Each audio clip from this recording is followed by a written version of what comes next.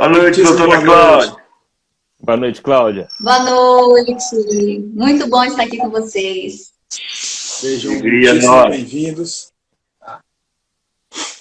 Zé Du, eu vou aqui fazer as honras iniciais. Como sempre, a minha função aqui é essa, né? Abrir a live e depois dar o tchau mais tarde. Eu vou ficar aqui de camarote escutando Você é terrível, né? Você faz a coisa toda, faz o meio de campo, abre a live e aí se esconde, né? Vou te falar uma coisa. Satisfação recebê-los. Né? E aí eu insisto que aí no mês seguinte eu estou de volta com você, né? É síndrome de Estocolmo. É mais ou menos isso, né? Gente, satisfação demais recebê-los, tá? Vocês dois, né, como eu coloquei nas postagens, são duas referências já na temática da proteção, né, criança e adolescente. Fernando é um advogado familiarista, já tem um trabalho solidificado nessa área, né? E a doutora Cláudia é feríssima na questão do desenvolvimento infantil, né? Inclusive foi essa sua pesquisa do doutorado, não é isso? Então, Zé Du, acho que a gente não está melhor, né, servido para tentar, né, dialogar sobre essa temática que a gente escolheu, que é essa distinção necessária, né, entre autoridade parental, guarda e convivência. Eu não sei aqui, mas eu acho que o seu som está pipocando aí, está cortando o seu som. Está ruim? Eu acho, não sei se é meu microfone. E agora, melhorou? Vocês estão me ouvindo? Não sei se os outros têm a mesma sensação. Não, vamos lá, vê se melhorou aí. Agora melhorou. Pronto, então é o fone aqui que está. Então, como eu dizia, né, repetindo, não poderíamos estar melhores acompanhados do que eles dois para trazer, né, para a gente dialogar sobre essa distinção necessária, que, por incrível que pareça, ainda há muita confusão. Ontem mesmo eu estava aqui analisando os processos para minutar, e aquele velho pedido de guarda, né, unilateral em favor da mãe, pelo fato da criança já residir com a mãe. Então, essa temática é bem oportuna, e aí eu deixo aberto para as considerações iniciais de vocês, meus queridos. Sintam-se à vontade. Começar pelas damas, né?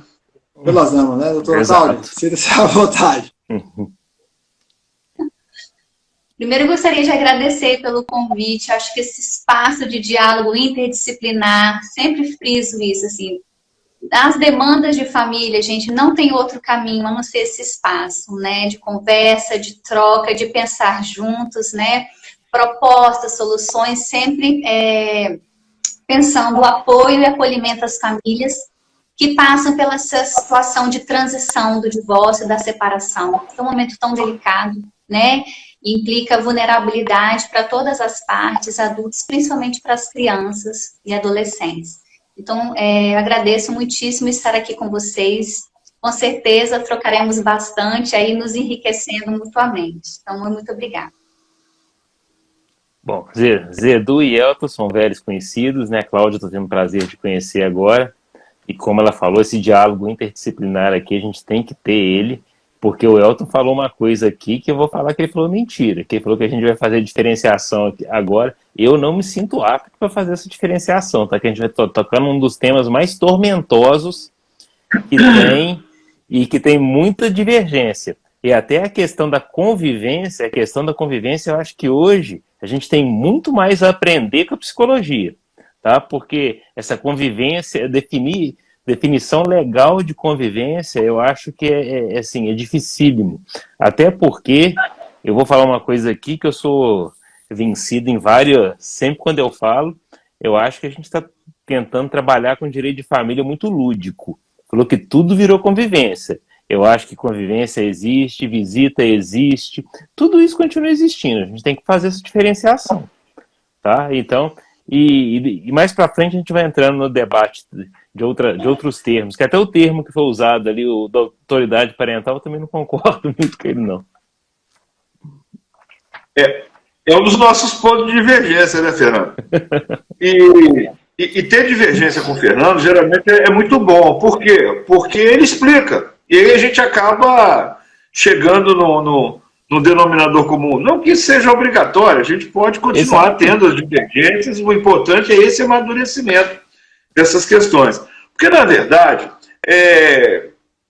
Primeiro, vamos falar a verdade. O nosso Código Civil é horroroso. O nosso Código Civil é horroroso em vários sentidos. Se o nosso Código Civil é muito ruim para muita coisa, na área de família ele está de parabéns, só perde para a área de sucessões, né? Porque é um horror. E aí, quando tenta consertar, aí o legislador consegue a proeza de piorar a situação. Então, por exemplo, esse negócio de guarda compartilhada, por exemplo, esse termo guarda compartilhada, isso chega a me causar calafrio, né? E aí a gente entra, né, Fernando, na questão de dos pontos que a gente tem uma certa divergência. Não tanto. Mas, por exemplo, eu não consigo imaginar alguém compartilhando a guarda de uma coisa, a não ser que esteja vivendo sob o mesmo teto, né? A não ser que seja naquele casal imaginário dos filmes americanos, né? Que os caras se entendem, que entram um na casa do outro. Então, e a gente sabe que nós, latinos, não temos essa realidade. A gente é mais passional, fica com raiva, fica frustrado porque o casamento acaba. Que o viveram felizes para sempre, na verdade, era um conto de fadas e não passava disso. E aí, principalmente quando a gente tem a separação, e a Cláudia estudou muito isso também, né? Até passei um artigo dela em que ela, em 17 páginas, ela resume, né, o estudo dela do estresse que as crianças e adolescentes têm quando passam por um processo de separação dos pais, independentemente de estar acertados ou não. Independentemente disso, né? Porque o que acontece? Nós temos o casamento lá da Santa Madre Igreja Católica Apostólica Romana, o casamento eterno. Nós temos um Código Civil que foi concebido antes da lei de divórcio, que trata todas as questões. É um código que entra em vigor em 2002, mas que tem uma pegada do começo da década de 70. Né? Então a gente fica sempre muito... e aí vem essa coisa da guarda compartilhada, que não se compartilha a guarda, na minha visão, se compartilha a autoridade parental, uma autoridade parental que é materializada no código com o nome, né, de poder familiar, ela ganha corpo juridicamente falando, como poder familiar no nosso Código Civil, e que não dá conta de resolver todas as questões que envolvem realmente a proteção das crianças e dos adolescentes. Então a gente sempre fica tentando saber um pouco mais do que a gente está falando e tem sempre essas dificuldades. Quando eu falo que a emenda às vezes fica bem pior do que o soneto, é quando você vai, por exemplo, colocar a guarda como um mero atributo do poder familiar, mas vai regular a guarda como se estivesse regulando o próprio poder. Quando se fala de uma guarda compartilhada, vai regular como se estivesse regulando o próprio exercício do poder familiar e, numa terceira instância até, na própria autoridade parental. Então a gente fica assim, sempre pisando em ovos com essa questão e tem sempre uma dificuldade. E essa dificuldade que nós, operadores de direito, temos, nós acabamos passando para os nossos clientes, nós advogados. Muitos advogados, e advogados inclusive que militam na área de família, não conseguem fazer distinção de guarda alternada para guarda compartilhada. E eu não estou falando de lei, eu estou falando... Então, quer dizer, se os advogados ainda não conseguem ter isso com muita clareza, imagina a gente, né? E aí eu vou até pedir a opinião da Cláudia sobre isso, quando a gente vê nos processos judiciais a briga pela guarda como um exercício não de cuidado, não com aquelas obrigações que a guarda impõe, mas como instrumento de poder. E eu vou usar, Fernando, Cláudio e Elton, até falar uma coisinha, mas eu estava pensando, refletindo, será que o que está se falando, quando a gente fala em usar a criança como arma, será que é isso mesmo que acontece? Porque me passou pela cabeça que talvez não seja nem isso. Me passou pela cabeça que é simplesmente algo muito pior, que é simplesmente o desprezo para a criança, o não olhar para a criança quando se tem que tomar essas decisões. E eu queria ouvir a nossa querida psicóloga, a doutora Cláudia, que falasse um pouquinho como é que tem sido a experiência dela com relação a essas questões. Sim, o que a gente pensa como ideal, né, Zedu, seria a continuidade das relações, né, pós-rompimento afetivo, né, separação conjugal, e continuasse as relações parentais, né, criança com pai, criança com mãe, ambos exercendo os cuidados. Eu pessoalmente acredito no compartilhamento, sim, de cuidados, né, e de responsabilidades. Então, assim, em alguns casos, eu entendo que a guarda compartilhada é o melhor para a criança, sim, para o adolescente, né? Não são todos os casos, que eu acho que é aí que virar regra, né, para todas as famílias, eu acho não é nocivo, mas assim, eu entendo que não é a gente tem que ser muito cuidadoso ao tratar cada família, né? Cada família se organiza de uma certa maneira e pós-divórcio também.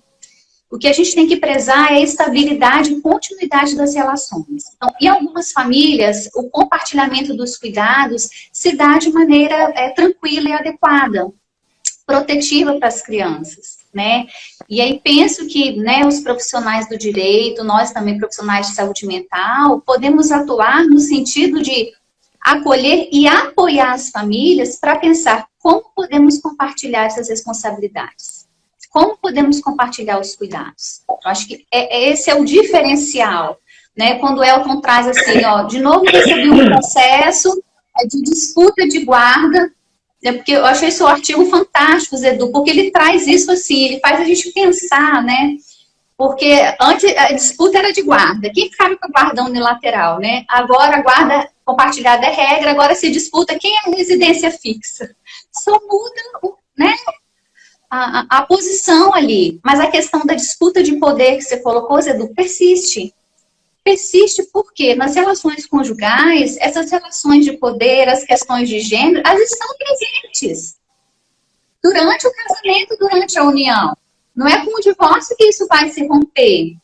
Isso vai persistir, vai continuar em outros moldes, né? Que aí vem com moldes, às vezes, de ressentimentos, de mágoas, né? De questionamentos em relação à própria vivência conjugal. Então, esse momento, de pensar junto, esse plano de parentalidade junto com a família, eu acho isso muito importante, né? E penso igualmente com vocês, Edu, existe uma confusão geral, assim, em relação à guarda compartilhada, guarda alternada, a gente recebe direto isso, direto, né? Eu não concordo com a guarda compartilhada, porque eu não quero meu filho uma semana lá, uma semana cá. Essa é a expectativa. Não quero meu filho 15 dias lá, 15 dias cá. Então, é uma confusão, né? Se os profissionais que primeiro escutam essa família, que geralmente são os advogados, não estão preparados para também orientar, imagina, né, como é que ficam essas famílias. Perfeito.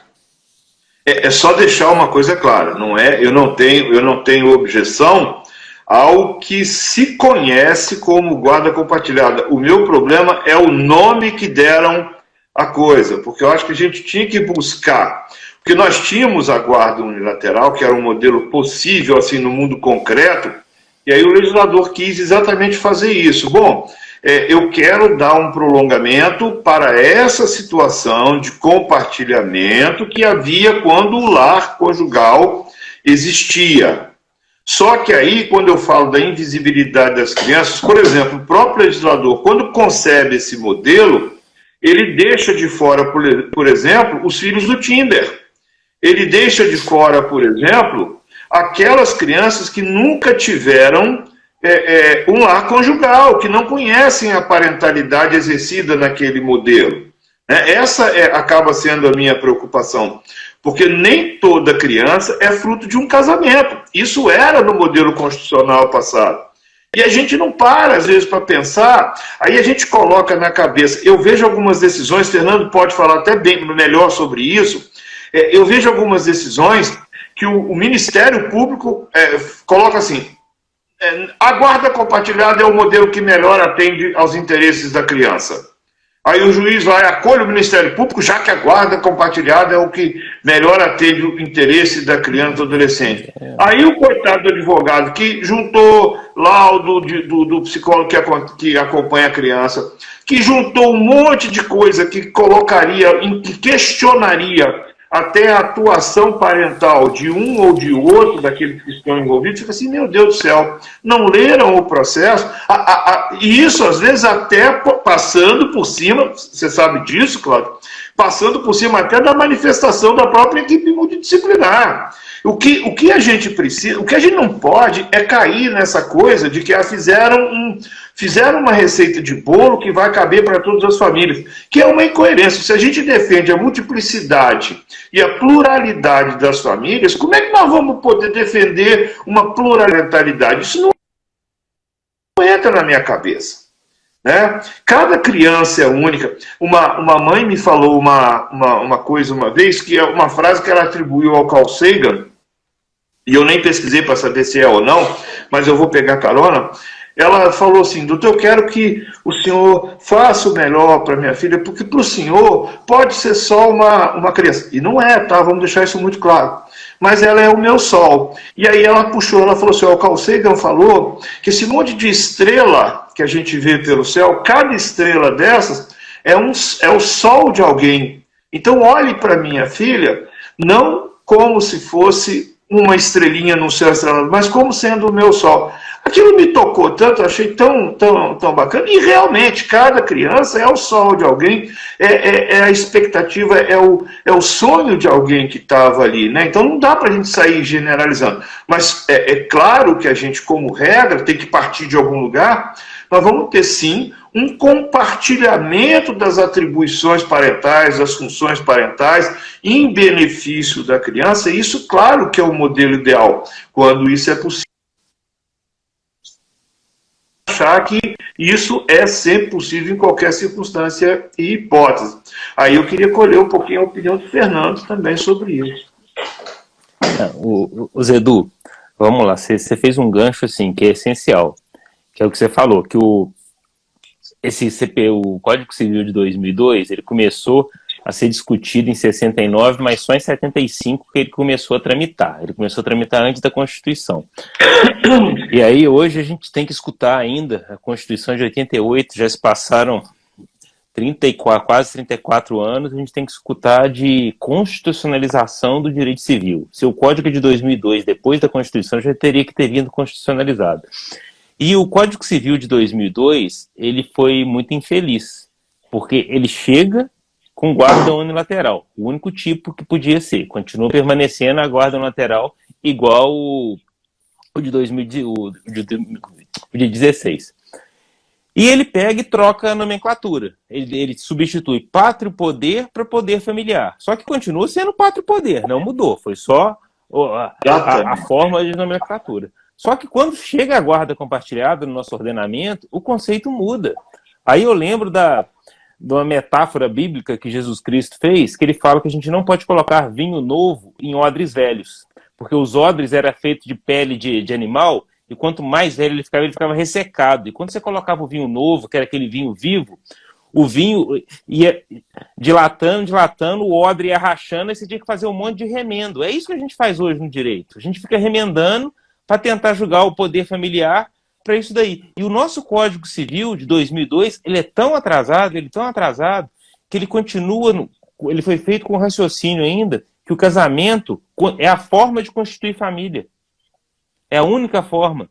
Tanto é que eu fiz a cola aqui para mim não esquecer, que se eu pego o da proteção da pessoa dos filhos, o capítulo que está falando da guarda e da convivência, ele está no capítulo do casamento, o subtítulo do casamento. Então, tanto é que ele fala que a guarda compartilhada é de pais ou mães que não ficam sob o mesmo teto. Só que esquece que na união estável, que é equiparável ao casamento, não exige coabitação. Então tem gente que vive em união estável, que não coabita e tem filhos. E dentro do casamento, você também faz a guarda. Aí quando a gente pega o poder familiar é mais moderno. O poder familiar está no subtítulo do parentesco. Então a guarda e convivência também tinha que estar inserida. Por isso, a gente tem que fazer a seguinte regra. A gente olha assim, ó, do casamento, capítulo 2, da proteção da pessoa e dos filhos, a guarda e a convivência está lá. Aí você fala assim, olha, guarda e convivência, então me remete à proteção da pessoa e dos filhos. Qual que é a lei que fala sobre a proteção da pessoa e dos filhos? É o ECA. O artigo 1 do ECA fala isso. Aí você tem que ir no ECA. Aí você vê como é que o ECA é sábio. O ECA é tão sábio que só depois que a guarda compartilhada foi inserida no Brasil em 2008, que o ECA trocou a nomenclatura. Ele passou de pátrio poder para poder familiar. Foi só em 2010. E depois, a guarda compartilhada veio em 2008, ela virou regra em 2014, mas o verdadeiro conceito de guarda compartilhada, isso eu já falei com vocês dois, ele está no artigo 22, caput, parágrafo único do ECA, sendo que ele foi inserido pela lei que fez o marco legal da primeira infância. Então, que é desde a tenridade, visando a questão dos filhos, porque se for, igual você falou, eu vou ganhar a guarda, eu estou disputando guarda, isso daí parece que é partilha de bens do casamento, tratando a criança como se o objeto fosse ainda. E o mesmo marco legal da primeira infância, quando ele vai falar de convivência, ele fala que a criança tem que conviver num ambiente propício para o seu desenvolvimento integral. E vem a lei de alienação parental e adjetiva, falando que é ambiente saudável. Então, quando a gente está falando de guarda a gente está falando de proteção e cuidado. Proteção e cuidado, a gente consegue compartilhar.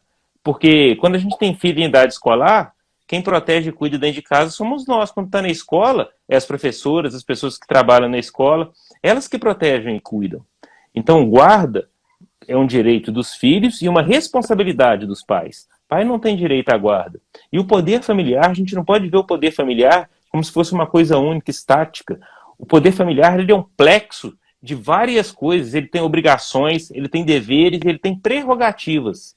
Porque pai e mãe, ele não tem nenhum direito absoluto advindo do poder familiar. Ele tem prerrogativas que são direitos condicionados a determinada finalidade. Caso ele não seja apto para fazer isso, tanto é que tem, salvo engano, é a 13431, ela usa um termo que é muito legal, que ela fala que o Ministério Público tem que intervir em favor das crianças quando os pais demonstrarem ausência de capacidade protetiva. Então, guarda é proteção.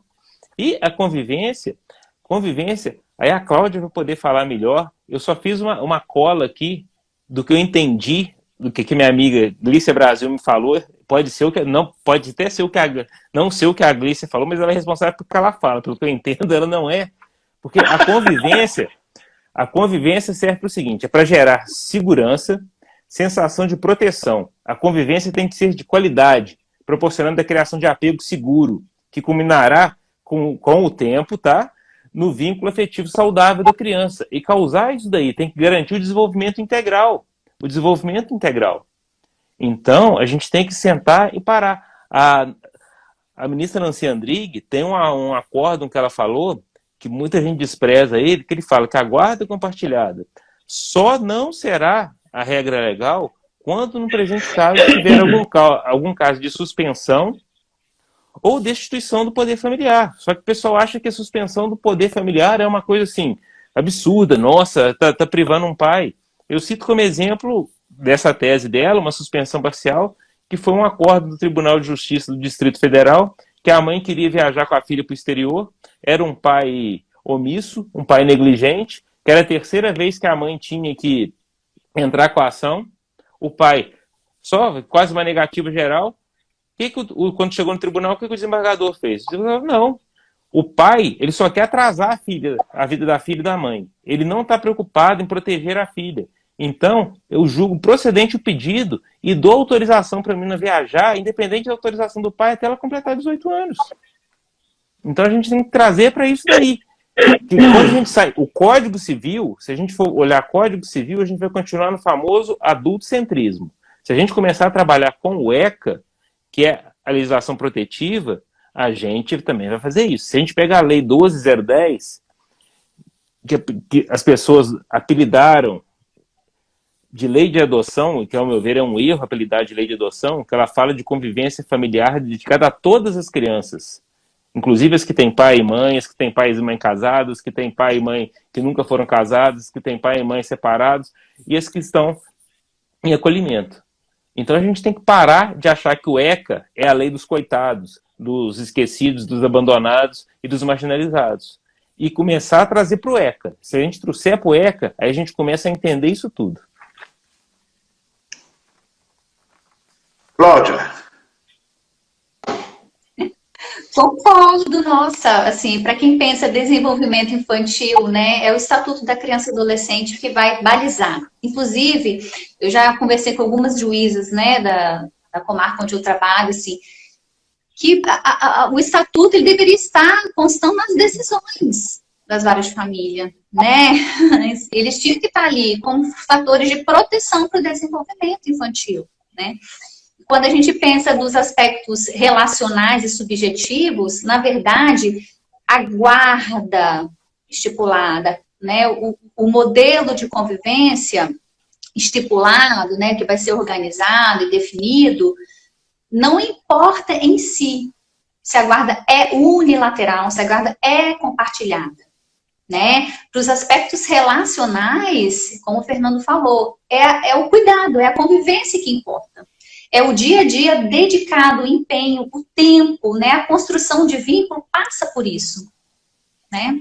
E aí, esse tipo de vínculo, né? Que é uma relação de apego, e aí é uma teoria que eu também utilizo, né? Como fonte teórica, ele precisa de algo que seja duradouro, que seja frequente, contínuo. Então, não é qualquer tipo de relação que é uma relação de apego. É uma construção que se dá no cotidiano, no exercício de cuidados, né, e de contato, mas que seja regular, que seja contínuo, frequente e estável. Né? Então, aquele pai que vem, vai, some, você não consegue construir uma relação de apego, né? Você não consegue construir. A Glícia, quando fala da rotina, você falando isso, Cláudio, você me lembrou uma passagem do livro da Glícia, quando ela fala de rotina, que a rotina não é a criança estar sempre no mesmo lugar. A rotina é a criança saber exatamente o que vai encontrar amanhã. Então não tem problema se ela ficar um dia na casa do pai, um dia na casa da mãe. Essa alternância não tem nenhum problema, porque a isso a criança se adapta. O que ela não se adapta é exatamente com essa falta, né? Olha, amanhã eu vou ficar com meu pai, aí o pai não aparece. Isso é que seria o problema, né? Que quando a gente fala de rotina, a gente também tem que repensar o conceito de rotina, não como aquela coisinha padronizada. A rotina é a criança ter uma... Até porque, né, Fernando, Elton, o código não manda fixar o domicílio em um dos genitores. Não manda. E a gente vê, outro dia eu até utilizei isso numa petição. A questão não é fixar uma residência ou paterno ou materno. Isso não existe, até porque se há um efetivo compartilhamento, a criança tem que se sentir pertencente às duas residências, a uma e a outra. Tem que ter o quartinho dela lá, tem que ter o espaço dela, os coleguinhas naquele prédio, os coleguinhas do outro prédio. O uniforme tem que estar lá na casa do papai, o uniforme tem que estar na casa da mamãe, tudo limpinho, bonitinho. Esse negócio de vestuário também tem que ter, não tem criança de mochila, pelo amor de Deus, criança mochileira, não tem que ter esse negócio, até porque isso acaba gerando, Elton deve presenciar muito isso nas conciliações. Ele mandou a roupa suja, né, na mochila, né, assim, Elton? Mandou a roupa suja na mochila. Não tem que mandar a roupa suja na mochila. Não tem que mandar roupa nenhuma. Tem que ter o guarda-roupa, não é a casa dele, né? A casa da criança. A criança tem que chegar naquele guarda-roupa, saber o que vai encontrar. Isso seria uma situação de rotina. Porque é isso, segundo a Glícia, a criança se adapta. O que ela não se adapta é exatamente nessas faltas que a gente está colocando. Aí eu queria colocar o Elton na conversa, porque eu estou cansado dessa história de todo mês. Eu já ia, se você me permite, Edu, falar um pouquinho, eu já ia fazer uma pontuação que eu achei interessante, estava aqui ouvindo vocês três, e aí eu vejo muito, pelo menos aqui na minha realidade, acontece muito, eu queria que vocês trouxessem acrescentassem algo em relação a isso, no que vocês vivenciam, que é o seguinte: aquela situação da guarda compartilhada, mas que um dos guardiões, e aí na minha realidade, vou ter que fazer esse recorte, na maioria das vezes é o pai, né, porque a criança, quando da dissolução da conjugalidade, da convivência, enfim, vai morar com a mãe. Essa, pelo menos aqui na minha realidade, a maioria dos casos é essa. E aí aquele pai, ou alguns deles, enfim, querem discutir a questão da guarda, mas na seguinte perspectiva, e meramente, abre aspas, participar das decisões importantes da vida da criança. Mas, né, aí, por isso que eu queria fazer esse recorte, quando vocês falam da rotina. Não quer participar da rotina. Ele não quer ir buscar na escola, ele não quer levar, ele não quer a criança não levar no esporte, no reforço. Ele quer o quê? Ele quer, aí volto lá, faço um gancho aqui com a fala da Cláudia, né, da velha relação de poder. Ele quer o quê? Participar das decisões do filho. Ou seja, ó, se você for mudar a criança de escola, eu preciso participar. Se você for viajar, eu preciso saber para onde é, que horas vai, que horas vem. Né? Mas no dia a dia, na rotina, ele não participa. E aí? Isso é guarda? Isso é se compartilhar, compartilhado? Tá o que isso aí, Fernando? Tu que gosta de dizer dessa distinção, como é que fica isso, meu querido? Cara, aí para mim isso daí é guarda no lateral. Quando o cuidado tá sobre... Aí eu vou voltar para aquele artigo que eu escrevi com a Bruna, o trabalho reprodutivo, o trabalho de cuidado não pode cair só em um. Porque se cair unilateralmente em um só, é guarda no lateral. Aí o que a pessoa quer é exercer controle. Outro dia eu li um artigo que eu achei sensacional. Isso daí também não estou tomando posição na guerra dos sexos, não, mas o artigo era pai quando dá. E falando que esse também era o pai que aparecia quando quer, quando dá, não, tem que trabalhar com essas justificativas de sempre. E querer falar na escola, mas não, para ser a guarda compartilhada, a convivência, que as pessoas têm um vício muito grande de ligar convivência pernoite. Fala assim, não, tem que dormir na minha casa porque senão não é convivência. Mas a convivência é o buscar na escola, é o levar na escola, é o fazer dever. Porque igual vocês falaram aí e que a Cláudia falou, a maior revolta que eu tenho no direito de família é o seguinte, é quando você vai entrar com uma ação, você faz uma consensual, tá? Que fala assim, não, faz tudo acordado, aí chega o promotor, geralmente a promotora, fala assim, tem que colocar lá referencial.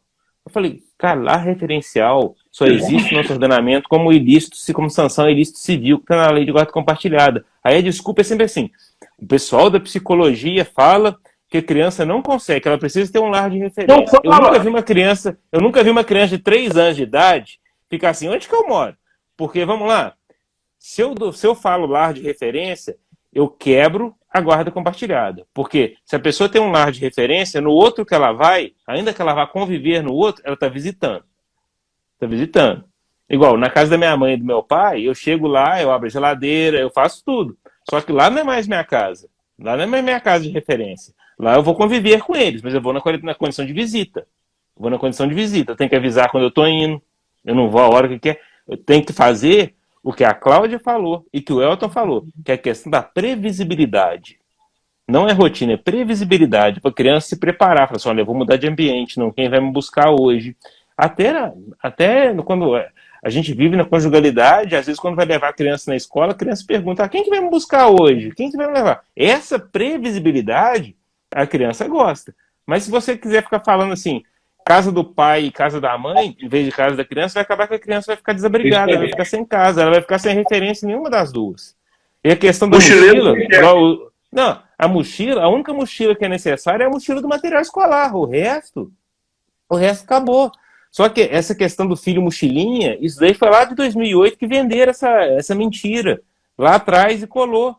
Porque o que se alterna, que não tem jeito, é a convivência. É a convivência. E, infelizmente, nem as escolas estão preparadas para isso. O que chega aqui no escritório de reclamação, que, por exemplo, o pai vai na escola querer informação pedagógica. Aí a escola fala, não pode. É a mãe que é responsável pedagógico. O seu é só o financeiro. Então fica muito complicado. Fica muito complicado. Às vezes eu acho que a gente fica criando confusão onde não precisa ter. E às vezes até nós, intérpretes do direito, o judiciário, por estar viciado, a boca torta por causa do cachimbo do Código Civil de 16, a gente continua criando esses atritos que não precisam ser mais criados, que a gente tem que evoluir. Fernando, tem uma pergunta aqui, Emily Silveira, pelo que eu entendi. E quando o pai não cumpre com a visitação, o que vocês, doutores, acham sobre a multa por não visitação? Já vou antecipar a minha posição aqui. Eu até coloquei isso naquele artigo sobre os planos de parentalidade. Eu acho que Tem que ter, você tem que prever. Essa questão da multa é uma questão mais de ordem técnica processual. Porque se a multa, se quando o juiz dá a sentença ou homologa o acordo, se não está previsto uma multa, aí você tem um problema, porque o juiz não pode aplicar uma multa, a não ser naqueles casos da obrigação de fazer e tal. E mesmo assim, vamos esclarecer isso. O ideal é que conste lá no termo, ou no plano de parentalidade, que esse plano de parentalidade, homologado ou não, porque eu também acho que não tem que se homologar aquilo que já é atributo do poder familiar, quer dizer como fica a situação da criança, mas já que judicializou, então se você faz um plano de parentalidade pós-ajuizamento de uma ação que se discute guarda e convivência, claro que aí você precisa homologar, claro que aí precisa passar pelo Ministério Público, então não tem dúvida com relação a isso. Mas, de qualquer forma, tem que constar do título à multa. Mas e se não constar? Se não constar, você pode provocar o judiciário por uma ação de obrigação de fazer. Porque a gente tem que lembrar, que, como o Fernando disse aí, que essa convivência não é um direito dos pais. Porque o artigo 227, ele vai colocar, da Constituição, vai colocar isso como um direito da criança, o direito de convivência da criança. É dever dos pais proporcionar essa convivência. Então você pode até entrar com uma ação de obrigação de fazer e pedir ao juiz que aplique a multa, no caso de não cumprir aquela obrigação. Mas, como regra, não vejo problema nenhum. Qual é o problema que eu vejo? É porque a gente, num primeiro momento, Fernando, não sei se aconteceu isso com você, não sei se chega esse tipo de demanda lá para você, Cláudio, mas no primeiro momento, as mães têm muito medo, principalmente as mães têm muito medo dessa convivência. Depois que a coisa vai ficando, então, depois que a coisa vai fluindo e tal, começa a se irritar. Primeiro não quer que o pai veja, depois começa a se irritar porque o pai não foi ver. Então, são problemas. E a gente tem que entender por quê? Porque cada tempo é um tempo, cada premissa você te induz a uma determinada conclusão, né? Então, eu, com relação a essa multa, eu sou francamente favorável à aplicação dessa multa, defendo isso no artigo que escrevi sobre os planos de parentalidade, mas eu queria saber de você, Fernando, e sobretudo da Cláudia, como é que ficaria essa questão da multa numa relação dessas, como uma obrigação do pai? Porque tem gente que acha que, não, se não for espontâneo não vale, não, tem que fazer de qualquer jeito. E aí, Cláudia? Eu fico muito preocupada. Por quê? Né? Eu penso que tem que ter uma avaliação dessa situação, Zedu, assim, o que está acontecendo para esse pai não estar convivendo com o filho? Né? Porque existem várias motivações, né? Pode ser a expressão do medo da mãe de que conviva com esse pai, que às vezes nunca cuidou durante a união, enfim, que existem esses modelos padrões, né? De que o pai é o provedor, a mãe é que cuida, e mantém isso de muitas mães, né? Mas ele não sabe. Às vezes é porque ele não foi permitido que ele cuidasse também, né? Então, ele se mantém nesse lugar, né? Então, a mãe fica com medo do pai não cuidar. O pai se mantém, então, eu também não sei cuidar. Então, assim, tem que ter uma escuta também do que está acontecendo para não ocorrer essa convivência. Né? Por que eu fico preocupada, às vezes, de forçar uma convivência, sem saber a real, né, motivação, né, o que está acontecendo? Porque, às vezes, é uma situação de muito constrangimento para a criança. Né? Às vezes, ela quer muito estar com esse pai, só que esse pai não quer, gente. Isso é realidade em muitas famílias. Então, assim, a criança está num ambiente onde ela não é querida, onde ela não é tratada bem, e a gente vê situações mesmo de abusos psicológicos, né, físicos, porque esse pai não quer estar junto, essa mãe não quer estar junto, tem, né, vários casos.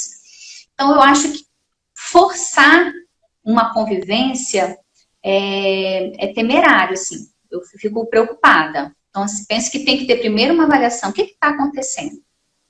Né, para que essa convivência não ocorra, né, ou que ela não está ocorrendo. E depois, sim, pensar juntos propostas, né, e soluções para aquela família, para que seja protetivo, entendeu, para a criança. Fernando, antes de você se manifestar, meu querido, acerca da questão da multa, eu queria pegar um gancho no parágrafo anterior do nosso diálogo, que era sobre, quando você falou da questão dessa alternância, né, que, se ampara naquele jargão psicológico, que a criança não se adapta a essa alternância. Eu queria a sua opinião, Cláudia, enquanto profissional exatamente da área da psicologia, sobre isso, sobre essa alternância, que se a criança sente, se não sente, o que é que a sua experiência nos traz, seu estudo sobre. Por favor. Aí eu vou utilizar outro jargão da psicologia, né? Depende. Opa, é tudo direito. É Tá roubando do relativo. direito. Tá roubando do direito. Agora vai ser grande. É relativo. Vou confessar uma coisa aqui para vocês, né? Eu estudo desenvolvimento desde a minha graduação em iniciação científica. Então, quando entrei no judiciário, para mim era meio que impossível essa alternância de residência assim, tão frequente, com essa mudança de rotina tão frequente. E as famílias que eu fui atendendo e avaliando, né, nas perícias psicológicas me auxiliaram a buscar outras referenciais teóricos também, outras pesquisas na área de parentalidade, divórcio, que subsidiaram hoje, junto com a minha teoria de base, sim, né, construir propostas com as famílias em que a convivência pode ser com alternância, às vezes bem frequente, de residências, né, mas que é suportado pela criança, é querido pela criança, e aquela família consegue se organizar para manter o bem-estar infantil, tá? E aí, em alguns casos, não são a maioria, né, essa alternância de residências, ela é salutar para a criança, sim, né? Por quê? E aí eu preciso também falar um pouquinho, né, da minha teoria de base. O que a gente precisa entender é que o estresse tóxico para a criança, né, ela vem desse ambiente caótico, que é essa falta de previsibilidade, essa falta de estabilidade, né, e falta de continuidade e regularidade nas relações. Então, às vezes, né, o divórcio por si só causa esse afastamento de um dos genitores. Por isso, continuar mantendo a frequência é importante ter o cuidado para a construção desse vínculo, essa relação de apego. Isso precisa de uma constância. Alguns pais e mães conseguem, sim, mesmo não tendo entendimento sobre todas as coisas, né, mesmo tendo um diálogo, às vezes, não, né, 100%, mas é um diálogo que consegue ser funcional, consegue se manter, sim, nas ambas as residências, ou mais de uma residência, não só duas, né? Porque às vezes tem a residência de avós, de babás, consegue se manter entendimentos mínimos sobre práticas educativas, que para a criança é muito importante, limites em cada residência, aquela frequência. Então, assim, se o ambiente familiar consegue ser protetivo e assegurar essa estabilidade, essa regularidade, essa previsibilidade no desenvolvimento, a alternância é tranquila, né, para as crianças. Esse atualmente é o meu ponto de vista. Zé Edu, vamos lá para a multa. Vamos lá para a multa. Eu já fui favorável à multa, hoje eu sou contra, tá? Eu vou te falar por que eu sou contra. Que essa questão da convivência, eu acho que primeiro a gente tem que ver o caso concreto, para saber se foi uma falta do dia só por um motivo, se ela foi justificada, ou se é aquela falta reiterada da pessoa que mostra mesmo que não quer conviver. E a experiência no escritório, ela mostra uma coisa. Quando está sendo discutida ainda a questão dos alimentos, ainda que provisórios, a parte que está pagando esses alimentos, ele faz a questão de conviver até para falar que isso daí é um motivo de diminuição. Porque o nosso STI, o Supremo Tribunal da Internet, quando entrou a guarda compartilhada, ele vendeu uma fake news que na guarda compartilhada você não tinha que pagar alimentos. Porque ali era 50-50, independente se um ganha 1.000 e o outro 100, era meia a meia as despesas. E criou essa lenda urbana em que muita gente acredita. Aí a pessoa, às vezes, começa a ter que pagar pensão, ela viu que é uma coisa definitiva, uma coisa que vai demorar para mudar, ele se sente assim, não, eu estou pagando, então você vai ter que fazer minhas vezes. Então você vai ter que cuidar. A discussão fica muito financeira e esquece dessa questão do cuidado da criança. E eu acho que tem um artigo no nosso Código Civil que o legislador, para mim, ele foi assim, muito claro e literal, e que as pessoas têm uma dificuldade muito grande de aceitar. Que ele fala que a guarda compartilhada só não vai ser fixada, não vai continuar sendo o compartilhamento, a regra, caso seja detectado a inaptidão para exercer o poder familiar de um dos cuidadores, um dos genitores, ou se algum deles falar que não tem interesse na guarda. A partir do momento que um fala que não tem interesse na guarda, para mim ele está fazendo uma confissão. É uma confissão que eu não tenho interesse, ou eu não tenho habilidade, ou eu não tenho capacidade de cuidar e proteger essa criança. Então, nesses casos, tem que ser guarda unilateral e a visitação tem que ser restrita. Que se a pessoa fala que não tem capacidade de cuidar, você não vai forçar essa convivência. Tá? Porque essa questão de forçar a convivência, quando eu vejo, é mais a pessoa que é o, como diz a Françoise Douto, o cuidador principal, contínuo, que ele está lá, que ele, por exemplo, ele tem uma programação de trabalho no dia, o outro tem que pegar, o outro não vai, e aí começa a atrapalhar o lado dele. Então eu acho que a multa não resolve. Porque se a gente for executar uma multa, nós aqui do direito, o Elton principalmente, sabe que durante a pandemia, quando foi obstada a prisão por causa de implemento de alimentos, o que subiu? As pessoas pararam de pagar. Então multa que você não tem a coerção via prisão, além de entulhar o judiciário, de ficar uma judicialização constante, não vai resolver. Aí, quando você falou, lembrei da época que eu era concurseiro, da prova da CESP. Que a prova da CESP, uma errada não lava uma certa. Então, eu acho que é mais inteligente você montar o seguinte: olha, a pessoa deixou de ir hoje, então tá bom, ele perdeu o direito a uma convivência que ele tinha lá na frente. E se ele fez 3 vezes, aí a gente vai começar a fazer outra coisa, a gente vai ter um gatilho. Ó, 3 vezes a pensão passou automaticamente para 10%. Foi 10%. Porque aí a pensão, se você for trabalhar com o aumento da pensão, a pessoa vai assustar. Porque aumentou a pensão, é uma coisa que ele tem que pagar, porque se ele não pagar, ele vai preso. Até chegar no momento que essa guarda compartilhada, por causa dessas reiteradas falhas, porque o artigo do Código Civil fala o descumprimento reiterado de obrigações do poder familiar acarreta suspensão. Aí você vai virar uma guarda unilateral. Vai virar uma guarda unilateral. Só que o problema é que a nossa justiça ela anda a passo de tartaruga.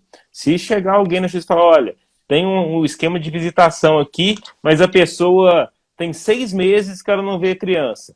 E se for levar para lá, até mudar o arranjo que tá, vai demorar muito. E se chegar lá e a pessoa falar assim, não, eu me prometo me comportar, vamos fazer isso daí. Vai enrolando, vai fazendo isso daí. E quando a gente vai trabalhar no marco legal da primeira infância, que fez todas essas alterações no ECA, a gente tem que lembrar que primeira infância é 0 a 6 anos. Primeiríssima infância é 0 a 3.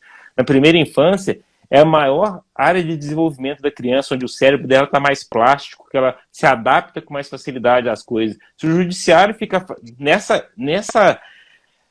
nesse pedaço da vida, atrasando, fomentando litígio, fazendo aquela incubadora de conflito, querendo decidir nada, vai acontecer o que a Cláudia falou. Você vai gerar um estresse tóxico contínuo, você vai arrebentar com o futuro da criança. Você vai arrebentar com o futuro da criança, não é só com essa fase, porque isso deve comprometer todas as fases dela. Então, toda vez que a gente fala em dinheiro, é igual quando tem aquela multa na lei de alienação parental. Aquela multa eu leio da seguinte forma: aquela multa ali, a gente vai lá no ECA, é multa que você deve para o fundo da criança e do adolescente, quem vai executar é o Estado, para você não ficar criando atrito familiar, porque a Constituição fala que o Estado tem que criar meios para coibir a violência intrafamiliar. Se a gente ficar colocando multa, vai ficar uma briga. E outra coisa, vai chegar na grande questão: como é que se valora essa multa? Você vai colocar uma multa de R$50, será que a pessoa vai falar assim, não, eu vou trabalhar ali, eu vou ganhar 300, então eu pago com esses 300, eu pago a multa. E vai ficar pagando a multa. Vai ficar sempre naquele critério que não dá, que você não tem, e essas coisas viram receita de bolo no judiciário. O que o judiciário tem que ter é respirar e olhar e falar assim, a famosa frase, cada caso é um caso. Cada caso é um caso. Como a Cláudia falou, a questão da convivência, as crianças se adaptam? Ela falou, depende. No caso concreto, você vai ter que ver se a criança tem alguma coisa. Hoje em dia, tem criança que pode ter alguma intolerância à lactose, que pode ter questão de dar medicamento. E nessa questão, a pessoa transitoriamente pode não saber fazer, que ela vai ter que ter uma adaptação para aprender a fazer. Isso tudo a gente tem que ver, não pode ser a ferro e fogo. Porque eu continuo vendo guarda compartilhada, regime de convivência final de semana alternada, receitinha de bolo. E vai. Ô, Fernando, só deixando uma coisa clara, assim, quando você diz aí, você acaba colocando o seguinte, uma cláusula penal. Quando você fala, por exemplo, assim, não a multa nada mais que é uma cláusula penal. Então, não, sim, a multa achei que você estava dar excelentes. Na verdade, o que a gente está colocando é o seguinte, eu estou colocando, é igual a história do plano de saúde e do plano funerário. Você né, você não faz um seguro de vida para morrer, você faz. Não é? Você não vai fazer um plano de saúde para você ficar internado no hospital, você vai fazer com a expectativa de não precisar. A multa, para mim, tem essa coisa. Porque, na verdade, olha, se você tem um problema de convivência com o filho, se você não está bem orientado com relação a isso, com certeza, se você coloca a possibilidade de uma multa pelo descumprimento daquela obrigação que você assume, porque, olha só, para você conviver com o filho depois de uma separação ou com o filho que concebido fora de uma conjugalidade, você vai ter que pleitear isso judicialmente. Então, como é que você vai pleitear isso judicialmente se você não tem condição de arcar com aquilo? Eu acho que a multa serve, inclusive, para inibir a possibilidade desse tipo de pedido, desse tipo de requerimento, que só se presta, aí sim, como forma de exercício de um poder que a pessoa geralmente não tem. Ou seja, para perturbar quem está quieto. Porque às vezes se a mãe está cuidando, ou se o pai está cuidando direitinho, está tudo certo. Eu tenho casa aqui de pai também que cuidam dos filhos. Menino está lá morando com o pai, tem não sei quanto tempo. Aí, de repente, a mãe perde a ação de alimento, porque resolveu pedir ação de alimento depois de separada, aí começa a falar, agora eu vou brigar pela guarda do filho. Eu estou vendo isso aqui. Entendeu? Aí vai brigar para quê? Ela não quis conviver com aquele filho, ela renunciou, ou não quis conviver, e quando a gente fala não quis conviver, vem logo aquela coisa de culpa, vamos culpar essa pessoa, né? Mais uma, como é que é o nome da menina lá? Enfim, dessas que a gente viu na semana passada aí, que cai aquele caminhão, aquela tonelada de culpa em cima, principalmente da mulher, né? Mas vamos lá, então tá, e você, olha, eu sei que eu não tenho condição de exercer, eu sei que é melhor que aquele outro cuide da criança, mas eu estou apurriado com aquela pessoa, então eu vou lá pedir a convivência, vou requerer meus direitos, né? Então coloca a multa, porque quando você cria a cultura que dói no bolso, que você pode de alguma forma penalizar aquela pessoa pela irresponsabilidade do ato dela, eu tenho uma expectativa muito grande. E outra coisa, mães têm sim o direito de tomar o vinho no final de semana com as amigas, tem sim o direito de sair para pegar os boys. E eu estou cansado de ver como motivo do pai não comparecer, e da mãe também, é quando percebe, cansei de ver isso. O caso de eu não vou facilitar a sua vida com o seu novo companheiro, eu não vou facilitar a sua vida com a sua nova companheira, eu estou cansado de ver isso. Então, esses requerimentos, esses pleitos de exercício de uma parentalidade mais próxima, isso não é brincadeira, isso tem que ter uma consequência para aquela pessoa. Bom, vamos pensar na criança. Aí, quando eu penso exclusivamente na visão da criança, aí eu vou pensar exatamente como a Cláudia está colocando aí. Será que vale a pena? Será que não vale a pena? Bom, aí eu tenho que pensar de uma outra forma também. Você fala muito bem sobre isso também, Fernando. É o seguinte, a convivência que vai fazer a guarda, não é a guarda que vai fazer a convivência, né? Uhum. Então, exato. se você não convive, o que é isso? É o pai de selfie? É o pai de Facebook que é lindo, pega lá um final de semana, tira 2 fotos, agora cansei, vai embora e tal. Isso é prerrogativa minha, que sou avô. Porque com os meus netos eu faço assim. É claro, eu pego, quando eu canso, eu entrego para minha filha e acabou. Eu já criei 5, né? Então eu posso, hoje em dia, ter esse tipo de convivência. Mas a minha relação... E outra coisa, eu tenho o direito, como vovô, de ser só o lado bom da história. Eu tenho esse direito, eu tenho essa prerrogativa. A idade e a procriação me garantem o direito. Que é uma coisa completamente diferente da obrigação, da responsabilidade que um pai e que uma mãe tem quando coloca uma criança no mundo. Zé Du, outro dia, só para pegar esse gancho, outro dia teve uma colega que virou para mim e falou assim, nossa, chega nessa época de férias aqui, quando acaba as férias, é sempre aquela discussão assim, nossa, fulano voltou magro da casa do pai, a menina voltou magra da casa da mãe. Eu falei, você nunca vai ouvir que a criança voltou magra da casa do avô. Isso daí você nunca vai ouvir.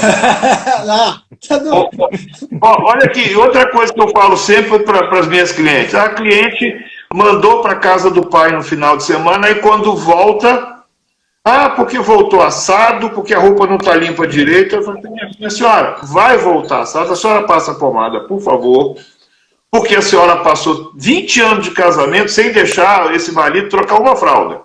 Agora a senhora vai querer dele que ele seja o pai perfeito? Isso não existe. É a prática, é o convívio, é o dia a dia que vai fazer isso aí. Zé Du, vou continuar nessa perspectiva bem aí. Aí só um caso que eu lembrei aqui, nessa questão que você falou do assado aí, que o Fernando também falou, uma vez a situação era a seguinte, a mulher queria mexer na questão da convivência, né? A mãe queria mexer na questão da convivência em relação à criança com o pai, porque ele estava levando a criança para casa dos amigos no churrasco. A discussão era essa. Aí eu disse, bom, beleza, mas quando vocês estavam juntos, como é que isso funcionava? Não, a gente ia para o churrasco na casa dos amigos. Aí eu disse, bom, como é que os memezinhos, né? Vocês contam ou eu conto? Assim, quando estavam juntos, viviam na casa dos pais tomando cachaça, por que agora o pai, sozinho, não pode levar para aquele mesmo local? Né? Aquilo se tornou uma questão temerária. Mas, enfim. E aí eu queria saber, voltando à questão que o Fernando falou, essa é uma questão que me perturba quando a gente toca nela, que é o genitor externo que não deseja a guarda, a convivência com o filho. Aí eu tenho duas perspectivas, que é a questão jurídica, que eu queria saber do Fernando e do Zé Du, e a questão psicológica, né? Como é que isso desemboca para a criança? Como é que se trabalha isso? Eu queria que a Cláudia falasse um pouquinho para a gente, ó, papai ou a mamãe, né, diz que não deseja, e aí na perspectiva de que a guarda é cuidado, é zelo, é rotina, é convivência. Como é que podemos começar com você, Cláudio, então, né? Como é que isso é trabalhado no viés psicológico? Essa é uma outra questão também, que às vezes a gente vê uma forçação de barra, pelo menos na minha realidade aqui, de que o pai tem que assumir, ou a mãe tem que assumir o cuidado à guarda. Né? Eu também penso que não deve ser obrigatório nesse sentido. Você tem alguém para assumir, né? Então fica com a guarda unilateral e o outro com o direito de conviver, sim, com o filho. Né? E aí a criança não precisa ficar sabendo que o outro não quer cuidar, né? O que acontece muitas vezes é que ele não tem disponibilidade mesmo afetiva, não tem disponibilidade de tempo para estar com essa criança, né? Não tem esse desejo de cuidar. Ele tem que ser responsável pela vida daquela criança, sustento, tem que conviver sim, né, com aquela criança. E aí isso pode ser definido o tempo de convivência com esse genitor. Não necessariamente ele precisa exercer os cuidados, né, no dia a dia, se já tem alguém para assumi-los. Né, esse é o meu ponto de vista. A criança não precisa saber que alguém abriu mão dela, não é isso. É saber que o seu tempo de conviver com o papai ou com a mamãe é esse. Né, vai ser nesse dia. Né, para a criança deve ser tratado dessa maneira. Não que eu não quis cuidar dela. Né? Muitas vezes a pessoa realmente não tem disponibilidade nenhuma afetiva para cuidar. Né? E aí forçar torna-se até não protetivo para a criança. Né? Concordo. Oi, Elton, vamos lá. Eu vou voltar no que eu tinha falado antes. Questão de guarda, tudo a gente parte do poder familiar, que a guarda é um dos atributos do poder familiar. E como eu falei, eu vou fazer só uma distinção rápida aqui, eu não vou aprofundar, até porque não tem muito certo na minha cabeça essa divisão ainda não, tá? O poder familiar, a gente tem obrigações. Essas obrigações do poder familiar, elas são irrenunciáveis. Elas são irrenunciáveis. A gente tem muito um dogma que fala, não, o poder familiar é irrenunciável. Não, o que é irrenunciável são as obrigações do poder familiar. Quais são as obrigações do poder familiar? É o sustento e a visitação. O que é visitação? É que você tem o dever de fiscalizar se as necessidades educacionais, psicológicas e de saúde da criança, tá, estão sendo atendidas. Isso daí você encontra no Código Civil, quando ele fala que na guarda unilateral é dever do genitor que não detém.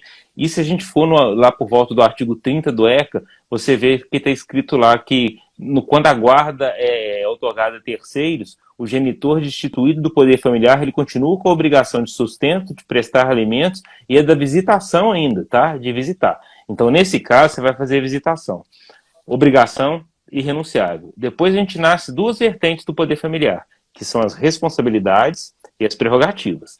A responsabilidade é o cuidado e a proteção, tá? Então, se a pessoa demonstrar que ela pode ou que ela quer se adaptar, que ela quer aprender a fazer isso daí, as responsabilidades, depois ela vai ganhar as prerrogativas. Que as prerrogativas ela usa para defender essas responsabilidades dela. É igual, se a pessoa quer a responsabilidade de cuidar e proteger o filho, ela tem a representação ordinária dele até os 16 e assistência até os 18, tá?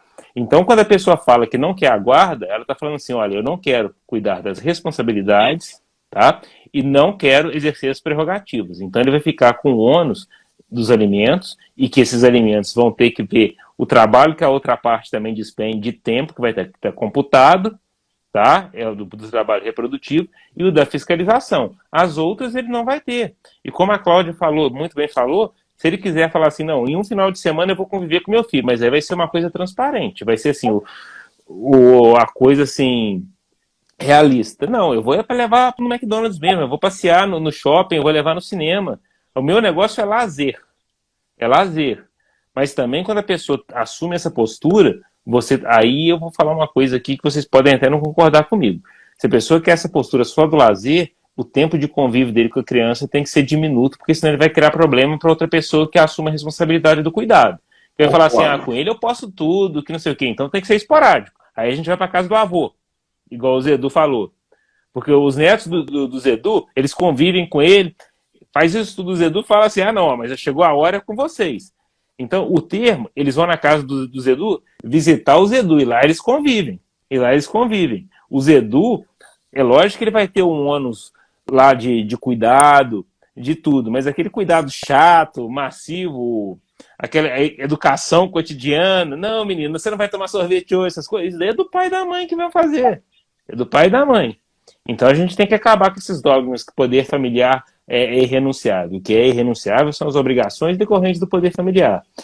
E lá atrás, se a gente for pegar o 1630, ele fala que enquanto menores os filhos estão sujeitos ao poder familiar. Então a criança nasceu, você presume que o pai ou a mãe eles são aptos a cuidar, a exercer as obrigações, as responsabilidades e detém as prerrogativas. Caso um deles fale judicialmente que não tem, você tem vários meios para fazer isso daí. Então eu acho que a gente tem que trabalhar com a realidade.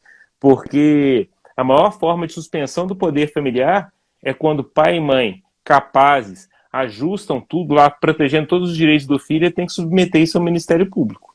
Porque aí o Ministério Público está tutelando, está intervindo. Então, isso daí já é uma forma de suspensão do poder familiar.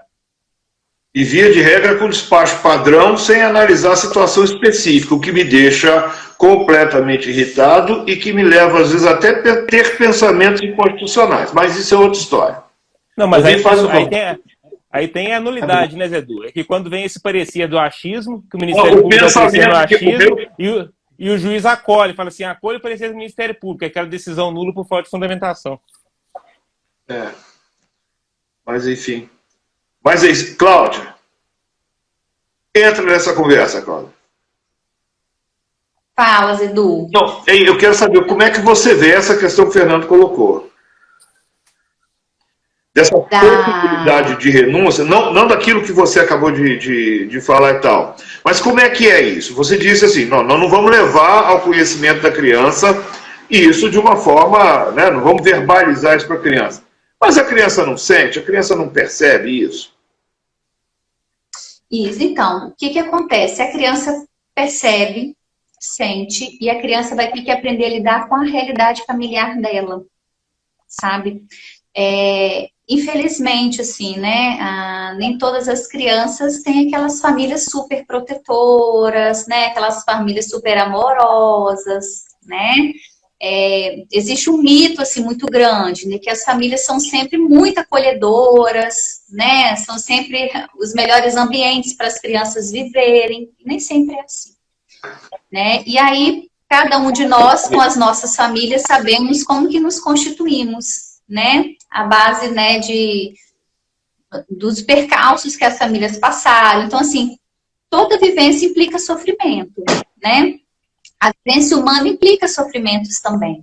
E a criança vai aprender a lidar com essas questões, né? Que seja de uma maneira acolhida, apoiada emocionalmente, né? Então, em muitos casos, a gente encaminha para acompanhamento psicológico, né? Indica, recomenda, né? Porque a criança vai ter que aprender a lidar com aquilo, de alguma maneira, porque é a realidade dela, né?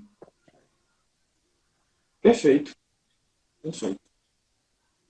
Por pior que seja, mas é a realidade que ela vivencia. Né? Sim. É isso. Meus queridos, já passamos de 1 hora, né, desse... Eu falei até demais hoje, hein, Zé Dô? Tá vendo? Vocês... Descontou do tempo. Eu atrapalhei a fala de vocês. Diminuiu o tempo de fala de vocês porque eu me meti muito hoje. Por isso que eu gosto de ficar caladinho. Eu fiquei até preocupado.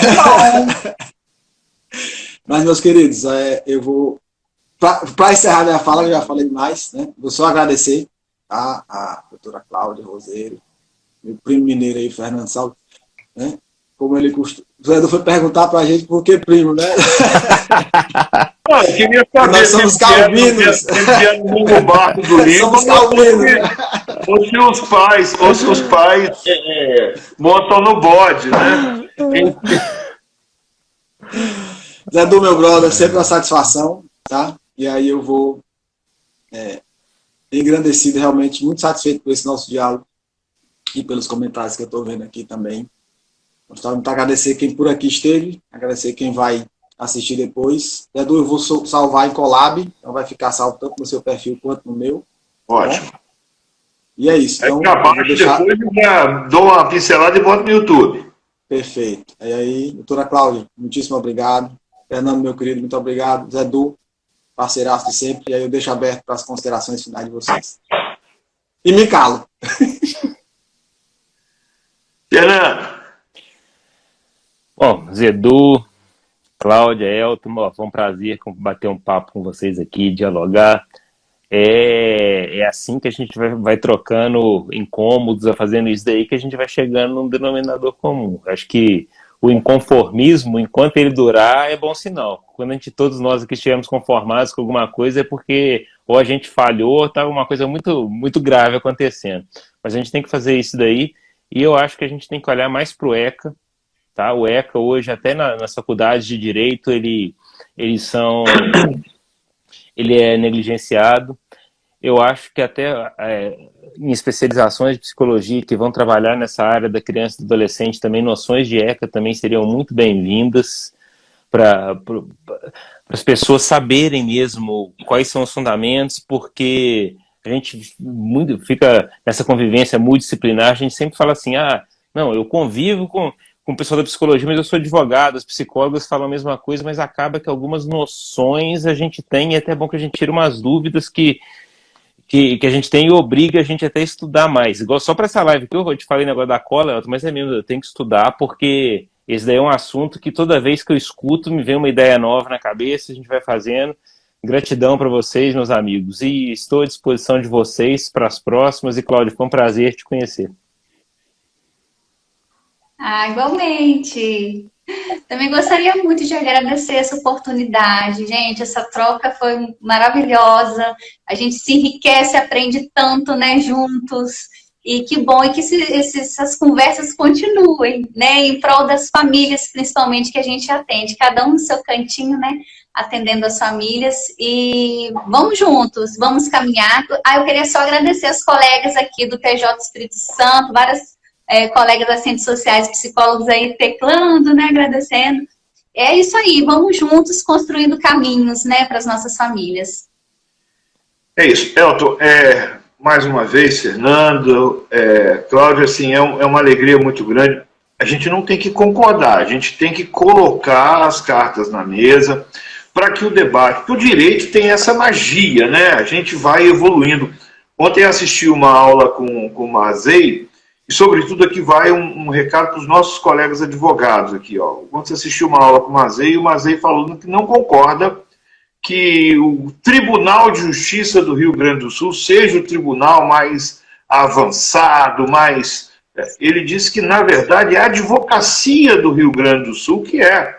Porque o que chega nos tribunais é porque o advogado levou aos tribunais. Então, é dever nosso, como advogado, cumprir isso aí, atender a esse reclame, né, do Fernando. Eu tenho que estudar, eu tenho que desenvolver, eu tenho que interagir, eu tenho que saber como é que as coisas estão pensando, tirar o olho do código de 16, entender que em 16 tinha uma função, mas que depois de 75 e depois de 77 teve uma guinada, depois de 2010, com a emenda 66, outra guinada na Constituição das famílias, e repensando a cada dia as situações e levando as nossas teses, as nossas teorias para os tribunais, para que a gente vá caminhando. É um privilégio conversar com vocês dois, sabe, Cláudia, sabe, Fernando, que muita coisa assim se renova. Agradecer profundamente, agradecer o Elton, que me atura aí, já tem 1 ano ou 2, sei lá, que a gente está brincando. Recebemos aqui. Já recebi um e-mail do Netflix, já estou pensando em. Já vai virar uma série. Já tem mais de ano, seguramente mais de ano que a gente vem fazendo o Papo de Familiarista, sempre trazendo convidados assim relevantíssimos. Já passaram por aqui Rolfo Madaleno, já passou Maria Berenice, já passou. Eu acho que só o Conrado e o Cristiano que não vieram ainda, né? A Glícia já esteve aqui com a gente, junto com o Fernando, Dimitri, enfim, a gente perde até a conta de quanta gente relevante para o direito pátrio já passou aqui, e quantas pessoas também de outras áreas, como é o caso da Cláudia, mas que têm uma interligação com o direito de família, imprescindíveis, são pessoas imprescindíveis ao direito de família, que vem passando aqui. E é isso, agradecer. A Cláudia falou, eu falei aqui de um artigo, e quem quiser esse artigo, me manda um inbox lá no Instagram com o e-mail, que eu mando o artigo, tanto o plano de parentalidade, quanto onde eu questiono essa questão da guarda, né? Não sei se o Fernando vai disponibilizar ou não vai, enfim, está disponível. Se quiser, manda o inbox que eu respondo o e-mail com o artigo lá. Tá bom, gente? Muito obrigado, Elton. Até a próxima, hein? Meus queridos, só aquele velho sorriso para a selfie que vai virar a capinha. Ah, sim. Vai.